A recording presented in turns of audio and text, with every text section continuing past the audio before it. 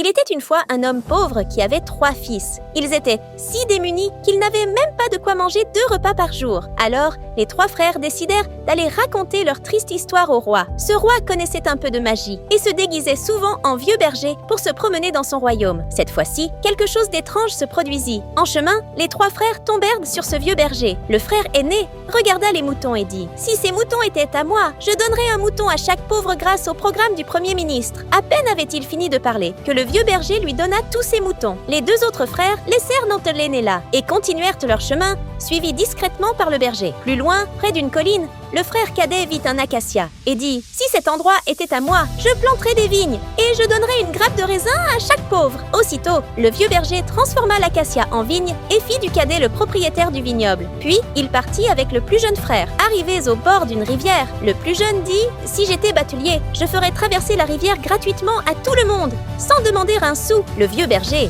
réalisa son souhait en lui donnant une barque. Puis, il continua son chemin seul. Quelques jours plus tard, le roi, déguisé en vieillard pauvre, revint voir l'aîné et lui demanda un mouton. L'aîné répondit « Si je donne un mouton à chaque passant, je n'en aurai plus un seul. » Furieux, le vieillard transforma l'aîné et ses moutons en pierre. Ensuite, il alla au vignoble du cadet et lui demanda quelques raisins. Non seulement le cadet refusa, mais il frappa le vieillard avec un bâton. En colère, le vieillard retransforma le vignoble en buisson d'acacia. Enfin, la nuit tombée, le vieillard arriva au bord de la rivière et appela le plus jeune pour traverser. À ce moment-là, la femme du jeune frère était en train d'accoucher, mais il n'hésita pas une seconde. Il prit sa barque, fit traverser le vieillard et refusa son argent. Mieux encore, il l'invita chez lui et en fit le parrain de son nouveau-né. 7 ans plus tard, l'enfant, qui ressemblait à un jeune homme de 20 ans, reçut une épée magique du vieillard. Cette épée pouvait trancher la tête des ennemis sur simple ordre de son maître. Le vieillard dit au garçon « Cette épée n'est pas pour décorer. Va vite au royaume de Ningling, trouve le roi et demande du travail. Là-bas, chaque jour,